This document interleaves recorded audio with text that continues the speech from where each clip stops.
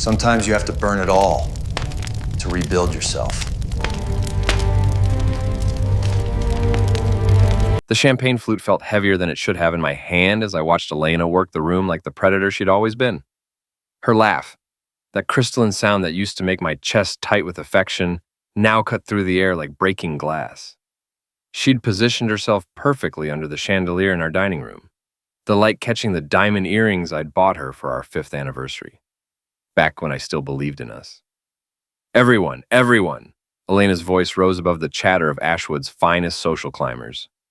The marketing executives, the country club crowd, the perfectly coiffed wives who measured their worth in square footage and designer handbags. I want to thank you all for celebrating my promotion with me tonight. Applause rippled through the room. I took a sip of champagne and waited. I knew Elena well enough to recognize the setup in her posture, the way she tilted her head just so when she was about to deliver what she thought was an ending blow. And of course, she continued, her smile sharp as a blade, I have to introduce you to my husband, Lucas. Her eyes found mine across the room, and I saw the calculation there. This is my ex-husband, well, soon to be ex. No degree, no real future, just freeloads off my money. The laughter that followed wasn't cruel exactly. It was worse. It was pitying. These people looked at me like I was a stray dog Elena had been too kind to put down. I recognized the expressions. There goes poor Elena, stuck with dead weight, Lucas who builds kitchen cabinets while she conquers the corporate world. I raised my glass higher and the room quieted. Cheers, I said, my voice carrying that deadpan delivery that had gotten me through 12 years of marriage to a woman who collected people like trophies. This is the last time any of you will see me. The silence stretched just long enough to get uncomfortable before I turned and walked toward the door. Behind me, nervous laughter bubbled up, and I heard Elena's voice, bright and brittle. Don't mind him, he's always been dramatic. I paused at the coat closet, not to grab my jacket, but because Monica, Elena's best friend and the HR chief at Whitmore & Associates, had sidled up to Elena with that conspiratorial lean that meant fresh gossip. He'll be out of your hair soon, Monica whispered, but her voice carried in the sudden lull of conversation. Miles is ready to make it official. Miles, Elena's boss. The CEO with the silver temples and the kind of confidence that came from never having to check his bank balance. I'd suspected for months, but hearing it confirmed felt like swallowing broken glass. I stepped outside into the October air, my breath visible in small puffs. The irony wasn't lost on me. Elena thought she was discarding me like an old piece of furniture. But furniture could be repurposed, refinished, made into something entirely new, something dangerous. 3 days later, I was in my workshop in the basement, running my fingers along the grain of a piece of cherry wood, when I found Elena's burner phone. It wasn't an accident. I'd been watching, learning, cataloging the small changes in her routine, the way she'd started taking her purse to the bathroom, the mysterious calls she'd take in the garden, the second phone charger that appeared in her car. Elena had always been sloppy when she thought she was being clever. The phone was tucked inside an old toolbox she'd assumed I never opened, the one that held her grandmother's jewelry, the pieces she'd inherited but never wore because they weren't expensive enough for her new crowd. The messages painted a picture uglier than I'd imagined. Miles. Can't wait to have you all to myself. The penthouse feels empty without you. Elena. Soon. Lucas is too stupid to fight the divorce. We can start trying for a baby as soon as the papers are signed. Miles. Good. I want to erase every trace of him from your life. I scrolled back further, my jaw tightening with each exchange. They'd been planning this for 8 months. 8 months of Elena coming home to me, kissing my cheek, asking about my day, all while orchestrating my complete humiliation. But it was the final thread of messages that made my hands shake. Elena. Lost the baby. Doctor says it was just one of those things. Miles. Probably for the best. We can try again when you're not stressed about the divorce. Get over it and focus on what matters. Elena. You're right. Lucas would have been a terrible father anyway. I'd held Elena while she cried about that miscarriage. I'd taken 2 weeks off work to take care of her, brought her soup, rubbed her back when the grief hit her in waves. And all the while, she'd been mourning another man's child while letting me comfort her. The phone slipped from my hands and clattered onto the workbench. I stared at it for a long moment, then picked up a hammer and brought it down hard. The screen splintered, plastic fragments scattering across the scarred wood surface. but destroying the phone wouldn't erase what I'd learned. Elena wanted to discard me? Fine, but she'd forgotten something crucial about renovation work. Sometimes you had to tear everything down to the studs before you could build something new. Elena came home that evening with Thai takeout and a smile that looked practiced in the mirror. "I thought we could talk," she said, setting the bags on the kitchen island I'd built with my own hands. "About us, about making this work." I looked at her, really looked, and tried to find some trace of the woman I'd married. She was beautiful, I'd give her that. Glossy black hair, sharp cheekbones, the kind of figure that turned heads at the country club. But there was something hollow behind her eyes now, like looking into the windows of an abandoned house. "Talk about what exactly?" I asked, opening a beer. "About how you've been being with your boss for 8 months, about how you lost his baby and let me comfort you? Or should we discuss the part where you called me a freeloader in front of half the town?" Her face went white, then flushed red. "How did you—" "Does it matter?" I took a long pull of beer. "The question is, what exactly are you hoping to accomplish here? You want me to beg? Fight for you? Make this messier than it has to be?" Elena's composure cracked, and for a moment I saw something real underneath. Panic. "Lucas, please, I made a mistake. Miles doesn't mean anything. It was just stress and the promotion and—" "Stop." I set the beer down harder than necessary. "You don't get to do this. You don't get to humiliate me in public, plan my replacement, and then crawl back when it's convenient. But we could— not even if you were the last woman in Ashwood." The words hit her like a physical blow. Elena's mouth opened, closed, opened again. Then the tears came, big, dramatic sobs that might have moved me a year ago. Now they just seemed like another performance. "You'll regret this," she said when the crying didn't work. "You'll never find anyone else. You'll be alone forever, and you'll remember this moment when you realize what you threw away." I smiled, and something in my expression made her take a step backward. "You know what, Elena? You're probably right, but here's the thing about being alone. It's better than being with someone who sees you as disposable." She left the Thai food on the counter and stormed upstairs. An hour later, I heard her car pull out of the driveway. Off to Miles' penthouse, no doubt, to cry on his shoulder about her unreasonable husband. I waited until midnight, then went upstairs to Elena's home office. She'd spent 3 years and $15,000 turning the spare bedroom into her personal shrine to success. Awards lined the walls. Her MBA diploma hung in a custom frame. Photo after photo showed Elena shaking hands with clients, cutting ribbons, accepting accolades. It was her favorite room in the house, the place she went to remind herself how important she was. I pulled a book of matches from my pocket and struck one, watching the flame dance in the darkness. "Time to clean house," I murmured.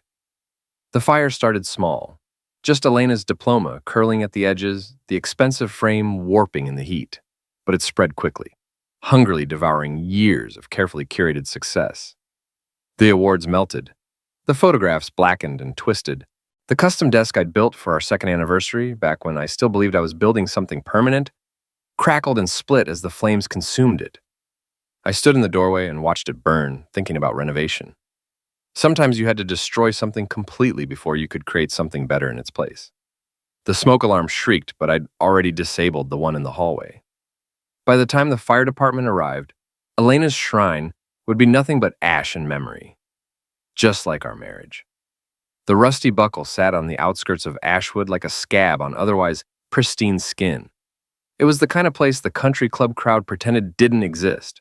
A roadside bar with sticky floors, neon beer signs, and the sort of clientele that knew how to mind their own business. Grace Kellerman had been tending bar there for 15 years, and in that time, she'd accumulated enough secrets to topple half the town's power structure. She was sharp-tongued, silver-haired, and had the kind of eyes that missed nothing. "Well, well," she said as I slid onto a bar stool, "if it isn't Lucas Moreau, heard you had some excitement at your place last night." Word traveled fast in a town like Ashwood. I ordered a whiskey and waited for Grace to pour before answering. "Electrical fire. These old houses, you know how it is." "Uh-huh." Grace's smile was knowing. Shame it was Elena's office that got hit. All those awards gone up in smoke. Tragic, I agreed. Of course, Elena's been spending a lot of time away from home lately. Might not even notice what she's lost. I met Grace's eyes in the mirror behind the bar. Is that so? Oh, honey, everyone knows about her and Miles Remington. Been carrying on like teenagers for months. She brings him to that fancy restaurant over in Millbrook, thinking nobody from Ashwood will see them. Grace leaned closer. But my cousin Diane works there. Says they can barely keep their hands off each other. Interesting. What's really interesting, Grace continued, polishing a glass with more attention than it needed, is that Miles is throwing a little party tomorrow night. Private affair at the country club. Celebrating Elena's promotion, if you catch my meaning. I did catch her meaning. Miles was making Elena's new status, both professional and personal, official to their circle, letting everyone know she was his now, that Lucas Moreau was ancient history. You know, I said, finishing my whiskey, I think I might crash that party. Grace's grin was sharp as a knife. Now that sounds like entertainment. The Ashwood Country Club dripped old money and older secrets. I'd been there exactly once before, as Elena's guest at a charity function where I'd spent the evening watching rich people bid ridiculous amounts on things they didn't need while feeling superior about their generosity. Tonight, I walked through the front door like I belonged there. The party was in the oak-paneled library, intimate and exclusive. Maybe 20 people, all of them from Elena and Miles's professional circle. Elena wore a red dress that probably cost more than most people's rent, and she had her arm linked through Miles's like she was afraid he might escape. Miles himself was everything Central Casting would order for successful CEO, tall, silver-haired, with the kind of tan that came from weekend sailing trips. He had his hand on the small of Elena's back in a gesture that screamed ownership. I helped myself to a glass of champagne from a passing waiter and made my way over to Monica, who was holding the quart near the fireplace. "Lucas," she said, her voice pitched just a little too high. "What a surprise." "Hello, Monica. Lovely party. Very intimate." Her eyes darted toward Elena and Miles, who hadn't noticed me yet. "I didn't realize you were invited." "Oh, I wasn't. But you know how it is. When your wife gets promoted, you want to celebrate." I took a sip of champagne and smiled, even if she's celebrating with her boss, especially then. Monica's face went pale. Around us, conversation began to slow as people picked up on the tension. "Lucas," she said carefully, "maybe this isn't the best place." "For what? To congratulate my wife on her success?" I raised my voice just enough to carry. "Elena's worked so hard for this promotion. Really put in the extra hours. Nights, weekends, even some very early mornings." Now I had the room's attention. Elena had finally spotted me, and her face was a mask of barely controlled panic. Miles looked like he was deciding whether to have me thrown out or try to brazen it out. I decided to help him make the choice. "Miles," I called out, raising my glass in his direction, "congratulations on your new acquisition. I'm sure you'll take very good care of her." The silence in the room was deafening. Elena's face had gone from pale to crimson, and Miles looked like he'd swallowed something unpleasant. "I think," Miles said, his voice tight with control, "there's been a misunderstanding." "Has there?" I wandered closer, noting how Elena seemed to shrink into herself. "I don't think so. I think everyone here knows exactly what's going on. The question is whether they're going to pretend otherwise." Margaret Whitmore, the company founder's widow and the closest thing Ashwood had to royalty, stepped forward. She was 85, sharp as a tack, and had never liked Elena.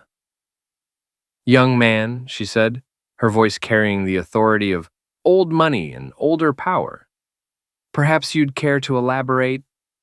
Elena made a small, desperate sound, but I was already committed to the path I'd chosen. "Well, Mrs. Whitmore, it seems my wife has been conducting some very thorough performance reviews with her supervisor. The kind that require privacy, discretion, and apparently a burner phone." The room erupted in whispers. Elena looked like she wanted to disappear into the Persian rug, and Miles' face had gone an interesting shade of purple. "You bastard!" Elena hissed, finally finding her voice. Now, I said, my tone conversational. "Let's keep this civil. After all, we're all friends here." But we weren't friends. We weren't even enemies, really. We were just people who'd been pretending to be something we weren't, and now the masks were coming off. I finished my champagne, set the glass on the mantelpiece, and headed for the door. Behind me, the whispers were already turning into full conversations, and I knew that by morning, everyone in Ashwood would know that Elena Moreau and Miles Remington had been exposed in the most public way possible. As I reached the door, I turned back for one last look. Elena was crying, but they weren't the pretty tears she'd used on me. These were ugly, desperate sobs of someone watching their carefully constructed world collapse. Miles had his arm around her, but his eyes were already calculating damage control. He was a businessman first, and I'd just made Elena a liability. "Good night, everyone," I called out cheerfully. "Thanks for a lovely evening." The October air felt crisp and clean after the stifling atmosphere of the club. I walked to my truck, whistling softly under my breath. Phase 1 was complete. Elena's reputation in Ashwood's social circles was in ruins, and her relationship with Miles was now public knowledge. But I was just getting started. After all, a good renovation took time, patience, and attention to detail.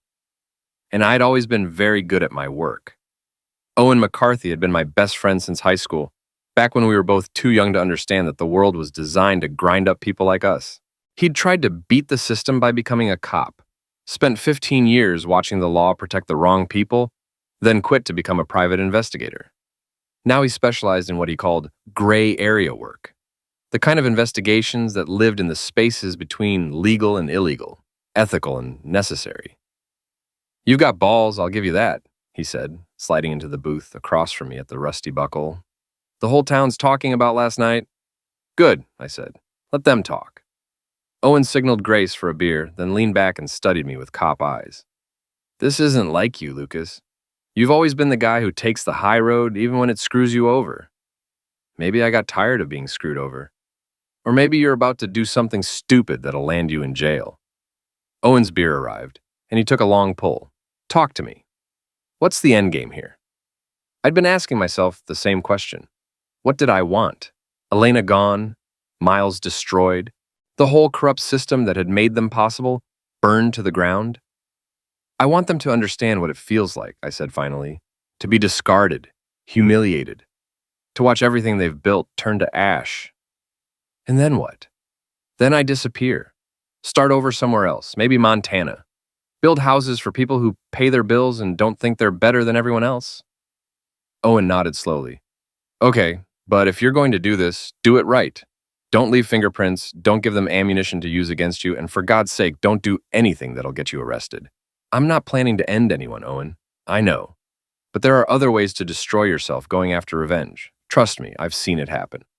He reached into his jacket and pulled out a manila envelope. "That said, I might have something that'll interest you." Did a little digging into Miles Remington's finances. I opened the envelope and found bank statements, credit reports, and what looked like corporate documents. "How did you—" "Don't ask. But take a look at page 3. Page 3 showed a series of transfers from Whitmore and Associates accounts to a shell company in the Cayman Islands. The amounts were substantial, hundreds of thousands of dollars over the past 2 years. Miles has been skimming," Owen explained. "Not enough to trigger an audit, but enough to fund a very comfortable lifestyle. The penthouse, the car, the expensive dinners with your wife, it's all bought with company money. This is enough to destroy him. If it gets to the right people, yeah, but it has to be handled carefully. Anonymous tip to the board of directors, maybe a leak to the financial press. Make it look like someone inside the company got suspicious." I studied the documents, my mind already working through possibilities. "What about Elena? Is she involved?" "Hard to say. She might not know about the embezzlement, but she's definitely benefited from it. Those jewelry receipts, the expensive trips. Miles was buying her loyalty with stolen money." The irony was perfect. Elena had always accused me of being financially irresponsible, of not providing the lifestyle she deserved. Meanwhile, she was living off embezzled funds and didn't even know it. "There's something else," Owen said. "I've been watching Miles' penthouse. He's got security cameras, but the system is about 10 years old, easy enough to disable if someone knew what they were doing.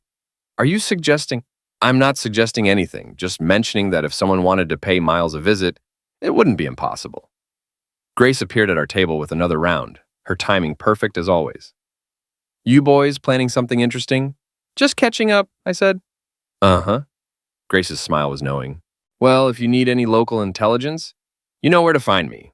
I hear all sorts of things in this place." After she left, Owen leaned forward. "Last chance to back out, Lucas. Once you cross certain lines, there's no going back." I thought about Elena's face at the country club, the way she'd looked at me like I was something unpleasant she'd stepped in. I thought about Miles's smug confidence, his assumption that money and power made him untouchable. I crossed the line the night she humiliated me in front of our guests. I said, "For everything since then has just been following through." Owen nodded and finished his beer. "Then let's make sure we do this right." Miles Remington's penthouse occupied the top 2 floors of Ashwood's only luxury high-rise, a gleaming monument to his success and ego. The building had a doorman, security cameras, and the kind of residents who minded their own business as long as their property values stayed high. I spent 3 days watching, learning the rhythms of the place. The doorman took smoke breaks every hour on the hour. The security cameras had blind spots near the service entrance, and Miles kept predictable hours, leaving for work at 7:30, returning around 6, unless he was meeting Elena for one of their discreet dinners. On Thursday night, I made my move. The service entrance led to a freight elevator that opened directly into the penthouse's utility room. Owen had been right about the security system. It was sophisticated for its time, but time had passed it by. A few snipped wires, and the cameras went dark. Miles' penthouse was everything I'd expected, all glass and steel and expensive furniture that looked uncomfortable. Abstract art that probably cost more than I made in a year. A wine collection that could fund a small country. But it was the bedroom that told the real story. Elena's jewelry scattered across the nightstand, her clothes in the walk-in closet, still bearing tags from boutiques I couldn't afford to walk into. A framed photo of the 2 of them on what looked like a Caribbean beach, Elena's smile radiant in a way I hadn't seen in years. I pulled out my phone and started taking pictures, not for evidence, Owen's financial documents would handle that, but for something more personal.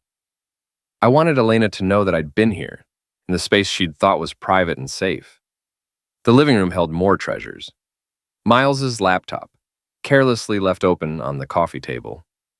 I plugged in the USB drive Owen had given me, a little piece of software that would copy files and leave no trace of its presence. While the program ran, I explored the rest of the penthouse. The kitchen held expensive wine and takeout containers from the kind of restaurants that didn't list prices on their menus.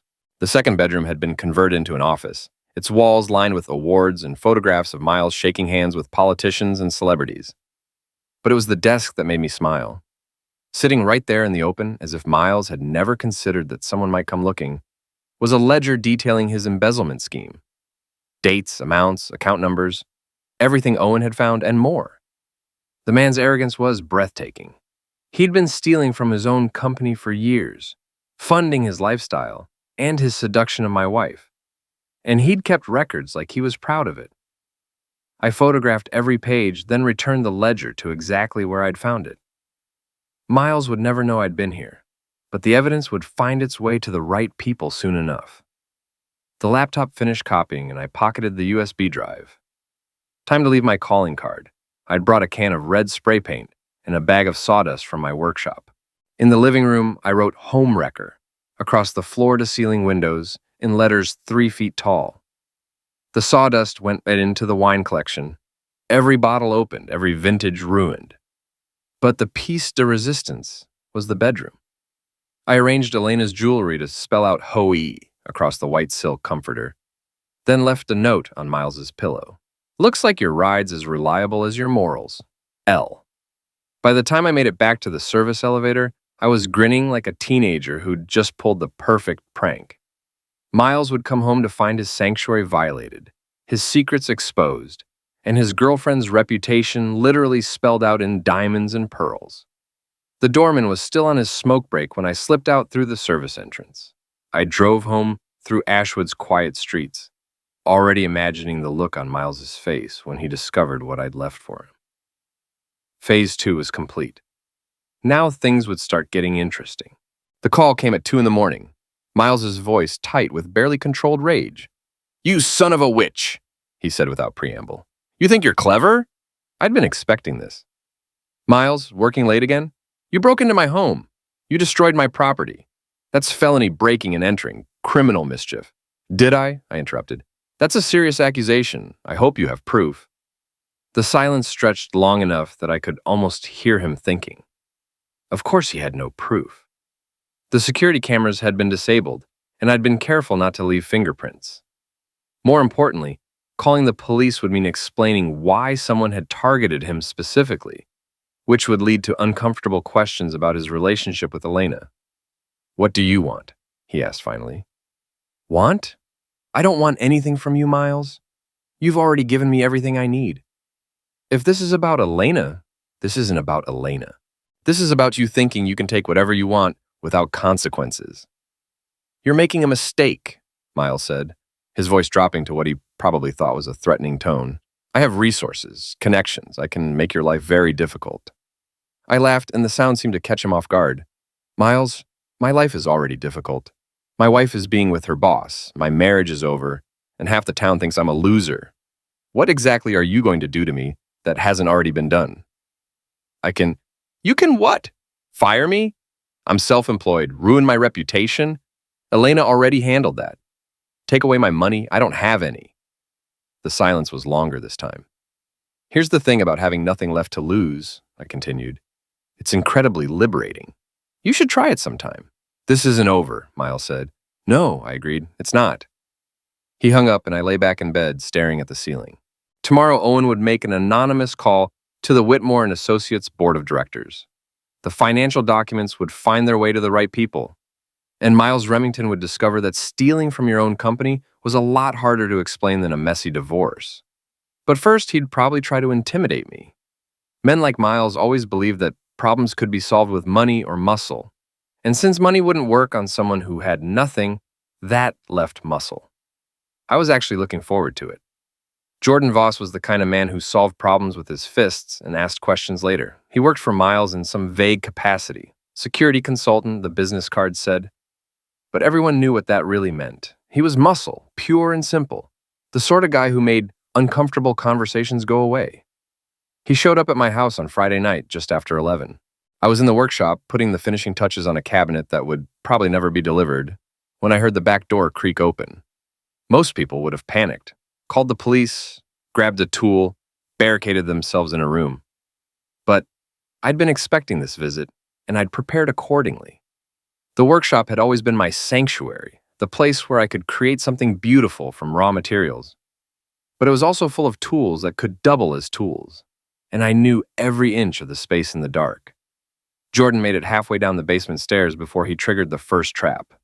The tripwire was nearly invisible, stretched across the 7th step and connected to a bucket of wood stain balanced on a shelf. When Jordan's foot caught it, 20 pounds of dark liquid came crashing down, soaking him from head to toe. "What the?" He never finished the sentence. The second trap was a modified nail tool, rigged to fire when someone stepped on a pressure plate at the bottom of the stairs. The nail caught Jordan in the thigh, not deep enough to cause permanent damage, but painful enough to drop him to one knee. I stepped out of the shadows, a cordless drill in one hand and a crowbar in the other. "Evening, Jordan. Miles send you?" Jordan was a big man, probably 6'4", and built like a linebacker, but the nail in his leg had taken some of the fight out of him. He looked up at me with a mixture of pain and confusion. "You're absolutely crazy," he said. "Maybe.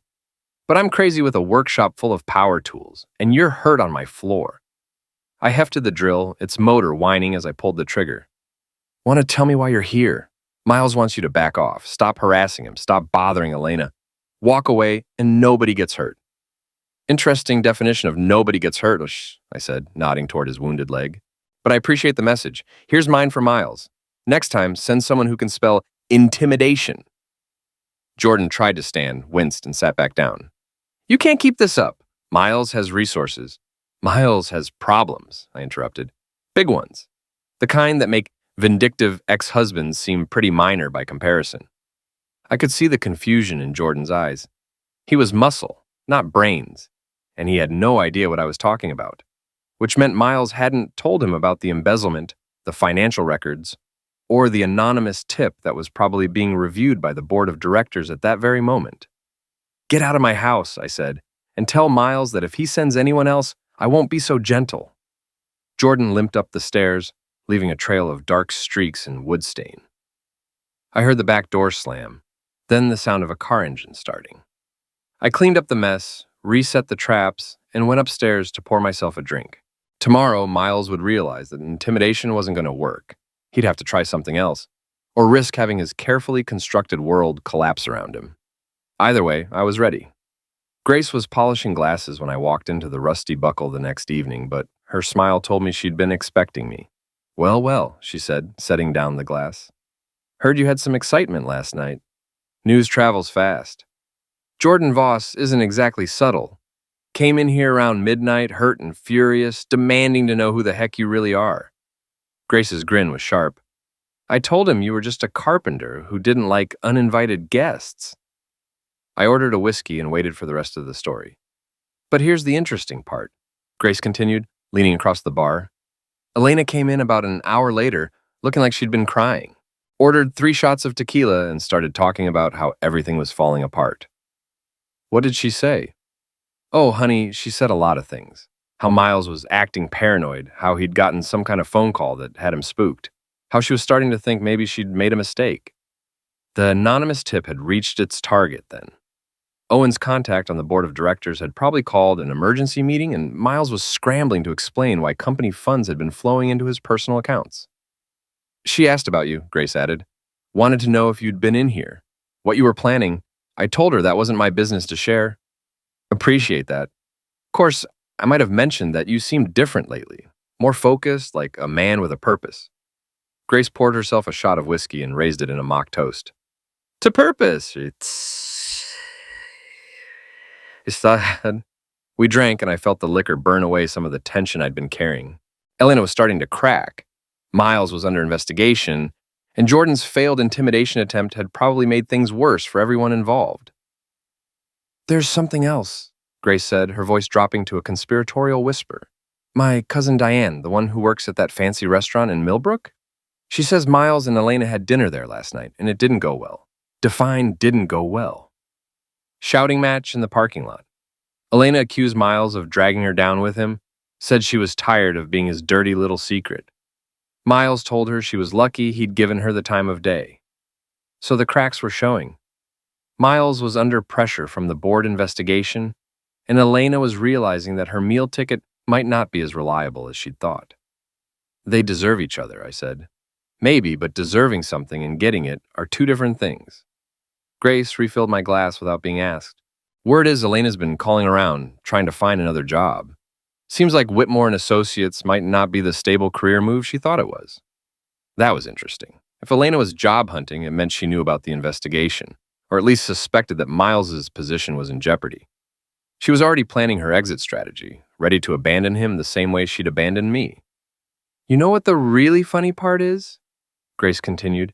She asked Margaret Whitmore for a reference. Can you imagine? After what happened at the country club, Elena thought the old lady would help her find another job. What did Mrs. Whitmore say? Grace's laugh was sharp as broken glass. She said Elena had shown remarkable initiative in her personal relationships, and that any employer would be lucky to have someone so dedicated. The insult was perfectly crafted, polite enough to avoid a lawsuit, but cutting enough to destroy Elena's chances at any respectable firm. Margaret Whitmore had been playing these games since before Elena was born. I finished my drink and left money on the bar. Thanks for the information, Grace. Any time, honey. This is better than cable TV. As I walked to my truck, I felt something I hadn't experienced in months. Satisfaction. Elena and Miles were turning on each other, their alliance cracking under pressure. Soon they'd be too busy saving themselves to worry about revenge against me. But I wasn't done with them yet. Not even close. The lakeside cabin had belonged to my grandfather, a place where he'd gone to fish and drink and escape the disappointments of ordinary life. I'd inherited it along with his tools and his cynical view of human nature, and over the years, it had become my retreat from Elena's social climbing and endless ambition. She'd always hated the cabin, called it a shack that smelled like fish and old wood, too rustic for her tastes, too far from the restaurants and boutiques that defined her idea of civilization, which made it the perfect place for what I had planned. I spent Saturday morning preparing the cabin, checking the generator, stocking the refrigerator, making sure everything was ready for guests. Then I sent 3 text messages from different burner phones. To Elena, we need to talk. Cabin, tonight, 8 p.m., come alone, L. To Miles. I have something that belongs to you. Cabin, tonight, 8 p.m. Bring Elena, a friend, and to Monica. Elena needs your help. Emergency at the cabin. Tonight, 8 p.m. Don't call first. E. 3 different messages, 3 different tones, but all designed to accomplish the same thing. Get all the major players to the same place at the same time. No more private conversations, no more careful maneuvering. Time for everything to come out in the open. Owen arrived at 7:30 carrying a duffel bag and wearing the kind of expression that meant he thought I'd finally lost my mind. "This is insane," he said, setting the bag on the kitchen table. "You're going to get yourself ended or arrested or both. Maybe, but I'm tired of playing defense." Owen opened the bag, revealing a collection of surveillance equipment, cameras, microphones, recording devices. "If we're doing this, we're doing it right. Everything gets recorded, everything gets documented. When this goes sideways, I want evidence that you didn't start the violence. Assuming there is violence. Lucas, you've lured 3 people who hate you to an isolated cabin in the woods. There's going to be violence."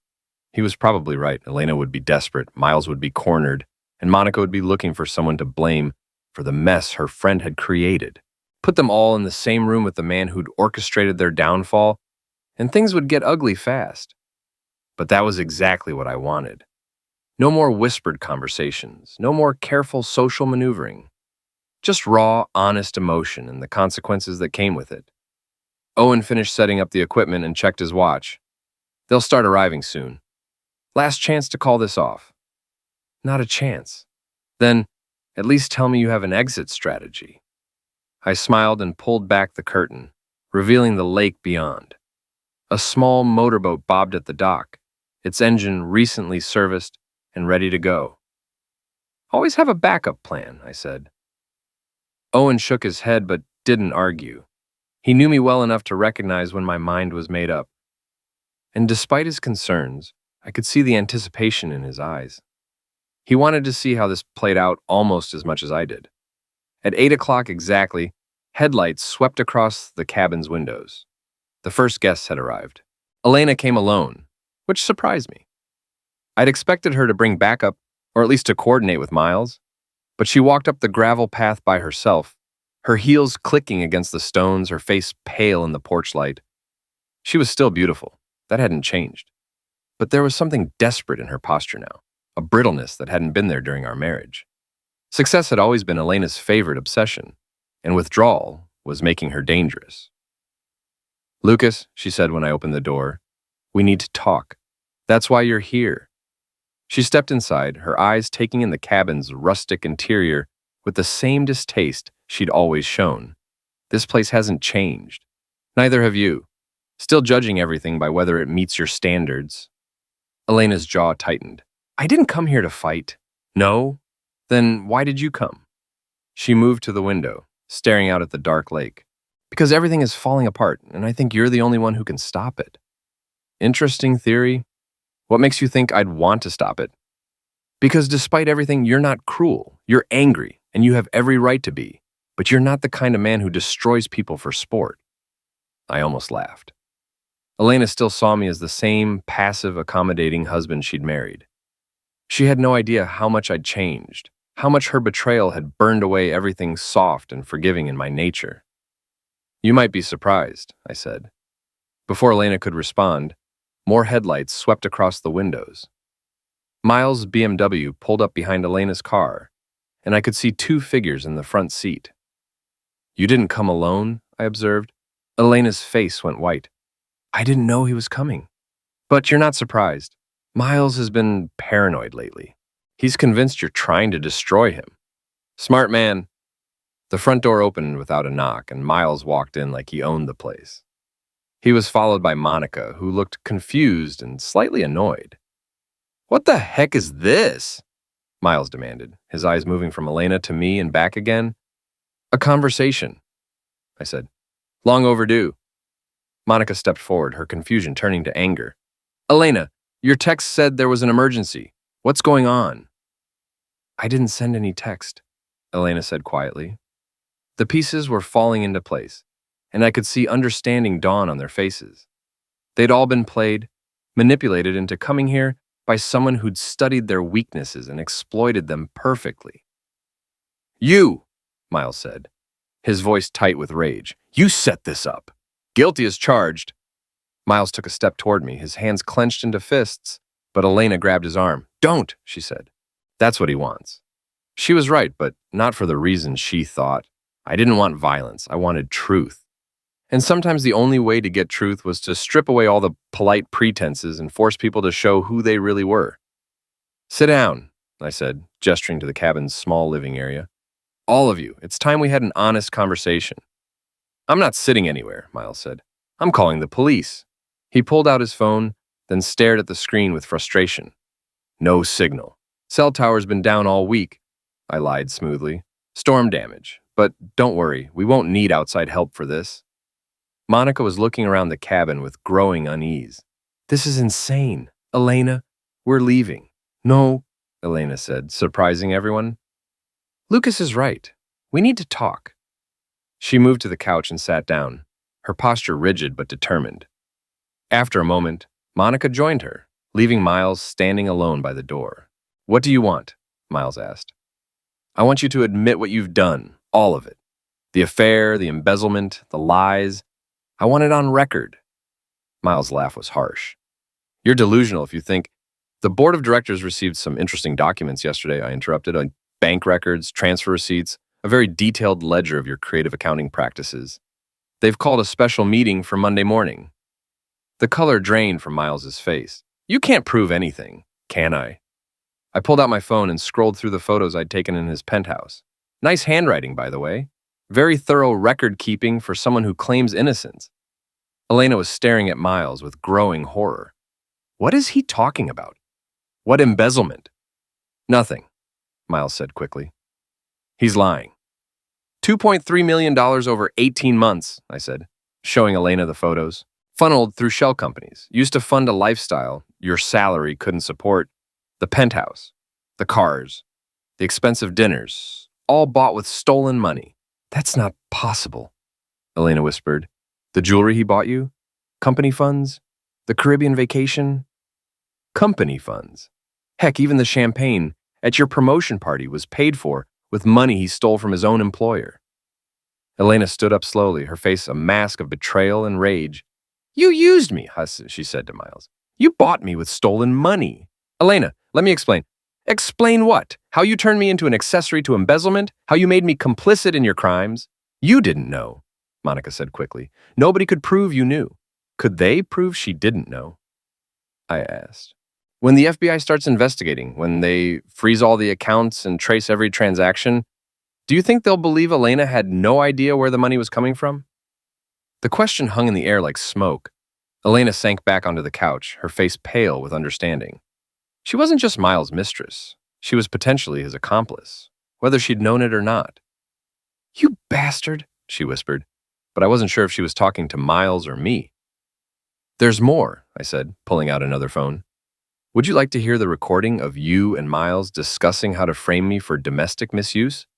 Or should we skip straight to the part where you laughed about my pathetic attempts to save our marriage? Elena's eyes widened. How did you... Bugs are surprisingly easy to plant when you know someone's routine. You and Miles aren't as careful as you think. I pressed play, and Elena's voice filled the cabin. Lucas is so stupid. He'll probably represent himself in court. We can say whatever we want, and who's going to believe him over us? Miles' response was equally highly damaging. Domestic misuse allegations will destroy his credibility. Even if the charges don't stick, the accusation will follow him forever. Elena's face crumpled as she heard her own words played back. You didn't mean to get caught, I corrected. There's a difference. Monica was staring at her friend with horror. Elena, how could you even consider... Shut up, Monica, Miles snapped. You don't understand the situation. I understand enough, Monica shot back. I understand that you've been stealing from the company I work for, and that Elena was planning to file false charges against her husband. The alliance was cracking, just as I'd hoped. Faced with evidence of their crimes, they were turning on each other, looking for someone to blame. None of this matters, Miles said, trying to regain control.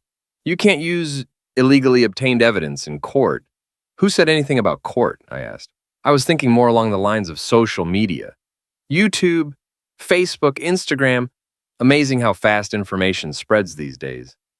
Miles went very still. You wouldn't dare, wouldn't I? You've already destroyed my reputation in this town. What do I have to lose by returning the favor?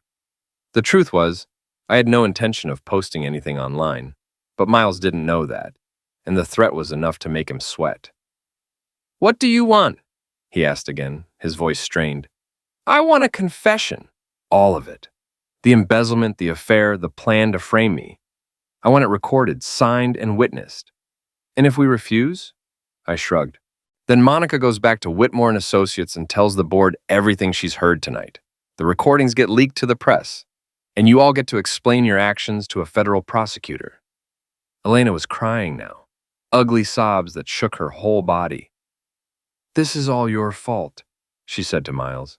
You promised me everything would be perfect. Nothing's perfect, Miles replied. I did what I had to do. You did what you wanted to do, Monica corrected. And now we're all going to pay for it. The cabin fell silent except for Elena's crying and the sound of wind across the lake. Outside, storm clouds were gathering, and I could smell rain in the air. I'm waiting, I said. Miles looked around the room, taking in the faces of the women he'd manipulated and the man he'd underestimated. His shoulders sagged as he realized he was out of options. Fine, he said. I'll give you your confession. But as he reached into his jacket, I saw something that made my blood run cold. Not a pen or a phone, but the grip of a pistol. Miles, no! Elena screamed. The tool came out smooth and fast, trained on my chest. Miles' face was calm now, the face of a man who'd made a decision. You should have taken the money and walked away, he said. But you had to be clever. Had to play games. Put the tool down, Monica said. This is insane. What's insane is letting this nobody destroy everything I've built. Miles's finger tightened on the trigger. Sorry, Elena. This wasn't how I wanted it to end. But Elena wasn't done surprising me. She launched herself at Miles, clawing at his tool hand, screaming at him to stop. The tool discharged into the ceiling, sending splinters of wood raining down. I didn't waste the opportunity. I tackled Miles around the waist, driving him backward into the wall. The tool flew from his hand, skittering across the floor toward the fireplace. Miles was bigger than me, but I was angrier. 12 years of swallowed insults, of being dismissed and underestimated, came pouring out in a flurry of punches that drove him to his knees. Lucas, stop! Elena grabbed my arm. You're going to end him. I looked down at Miles, injured and dazed, and felt something cold settle in my chest. Maybe I should. No, Elena said firmly. That's not who you are. She was right. I wasn't a butcher, despite everything they'd done to me. But I was something else now, something harder and more dangerous than the man they'd married and manipulated. I grabbed Miles by the collar and dragged him to his feet. You're going to write that confession, I said. All of it. And then you're going to disappear from Ashwood and never come back. Miles nodded, dark streaks streaming from his nose. Okay, I'll do whatever you want. But as I turned to find paper and pen, I heard Elena's voice, cold and calculating. Actually, I have a better idea. I spun around to find her holding Miles's tool, pointing it not at him but at me. Elena, Monica breathed. What are you doing? What I should have done months ago, Elena replied. Taking control of my own life. The woman I'd married was gone, replaced by someone harder and more desperate. Someone who'd realized that all her careful plans were crumbling and was ready to do whatever it took to save herself. You think you're so clever, she said to me. But you made one mistake. You assumed I was just Miles's victim, that I didn't know what was happening. You knew about the embezzlement? Elena's smile was sharp as a knife. Whose idea do you think it was? The revelation hit like a physical blow. Elena hadn't been seduced by Miles. She'd been the architect of the whole scheme. The affair, the stolen money, the plan to frame me, all of it had been her idea. You played us both, Miles said, understanding dawning on his battered face. I played everyone, Elena corrected. Lucas with his pathetic devotion, Miles with his ego and his money, even Monica with her desperate need to be needed. Monica was backing toward the door, her face pale with shock. I didn't know. Of course you didn't know, Elena said. You were too busy gossiping and feeling superior to see what was really happening. The tool never wavered from my chest. Elena's hand was steady, her voice calm. She'd found her center again. the cold calculation that had always been at her carnet. Here's what's going to happen, she continued. Miles is going to take the blame for everything. The embezzlement, the affair, all of it. He's going to confess to ending Lucas in a jealous rage. Then he's going to put that tool to his own head. Elena, no, Miles whispered. And I'm going to be the grieving widow who barely escaped with her life, the victim of two men who destroyed each other over their obsession with me. It was brilliant, in a sociopathic way. Elena would emerge from the wreckage as the sole survivor, the innocent woman caught between two dangerous men. She'd probably even get sympathy from the community, poor Elena, who'd tried so hard to make her marriage work. There's just one problem, I said. What's that? I smiled, and something in my expression made her take a step back. You're not the only one who's been recording tonight. Elena's eyes widened as she noticed the small cameras Owen had hidden around the cabin, the microphones that had captured every word of her confession. Smile for the audience, I said. They won't be your friends much longer. The tool trembled in Elena's hand. You're bluffing, am I? The sound of sirens in the distance answered her question. Owen had been monitoring everything from his car, and when the tool came out, he'd called for backup. Elena's face went through a series of expressions, shock, rage, and finally resignation.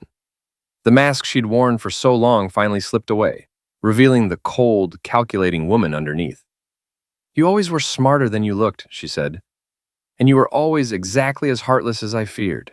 The sirens were getting closer. Elena looked at the tool in her hand, then at the faces surrounding her, badly hurt and broken. Monica, horrified and betrayed. Me, standing calm and unafraid. This isn't over, she said. Yes, I replied. It is. Elena raised the tool, but not toward me. For a moment, I thought she might actually pull the trigger on herself, take the final exit on her own terms. Instead, she threw the tool into the fireplace and sank onto the couch, her face a mask of defeat. I want a lawyer, she said. The cabin door burst open and Owen led a team of state police inside. The next few hours were a blur of statements, evidence collection, and arrests. Elena and Miles were led away in handcuffs, while Monica was questioned as a potential witness. By dawn, it was over. The woman who'd humiliated me, the man who'd stolen her away, and the system that had protected them. All of it was finally exposed to the light. I stood on the cabin's porch, watching the sun rise over the lake, and felt something I hadn't experienced in years. Peace. Not happiness exactly, but the quiet satisfaction of a job well done. Owen joined me, 2 cups of coffee in his hands. So what now? Now I disappear, I said. New town, new name, new life. Any regrets? I thought about Elena's face when she realized her plan had failed, about Miles hurt and broken on the cabin floor, about the empire of lies they'd built together crashing down around them. Just one, I said. What's that? I smiled and raised my coffee cup in a mock toast. I should have done this sooner. The sun climbed higher, burning away the last shadows of the night. In a few hours, all of Ashwood would know the truth about Elena Moreau and Miles Remington. The gossips would have enough material to last for years. But I wouldn't be there to see it. I'd already packed my truck, already chosen my destination, Montana maybe, or Colorado. Somewhere with mountains and clean air and people who judged you by your work, not your bank account. Elena had been right about one thing. I'd never find anyone else in Ashwood.